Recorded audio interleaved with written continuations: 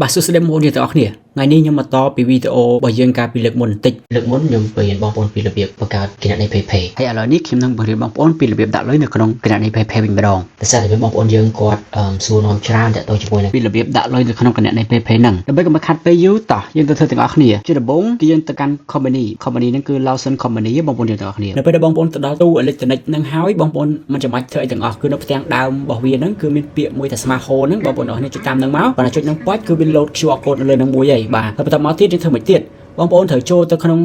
ទូរស័ព្ទដៃបាទចូលកម្មវិធី PayPay របស់យើងហ្នឹងហើយចុចពាក្យថា scan ណាបងប្អូនយើងមិនមកយើងគ្រាន់តែចុចពាក្យថា scan ហ្នឹងមកវានឹង load កាមេរ៉ាមួយឲ្យយើង scan នៅលើ QR code ជាមួយនឹងម៉ាស៊ីនទូហ្នឹងហើយបាទហើយគ្រាន់តែយើងចុច scan មកវានឹង load ផ្ទាំងលេខកូដចំនួន4ខ្ទង់ឲ្យយើងបាទហ្នឹងជាកូដផ្ទាល់ខ្លួនរបស់យើងណាបន្ទាប់មកយើងវាយលេខកូដ4ខ្ទង់ហ្នឹងចូលទៅកាន់ម៉ាស៊ីនទូហ្នឹងមកបាទបន្ទាប់ពីបំពេញហើយយើងចុចបន្តទៀតមកបាទទូហ្នឹងវានឹងបើក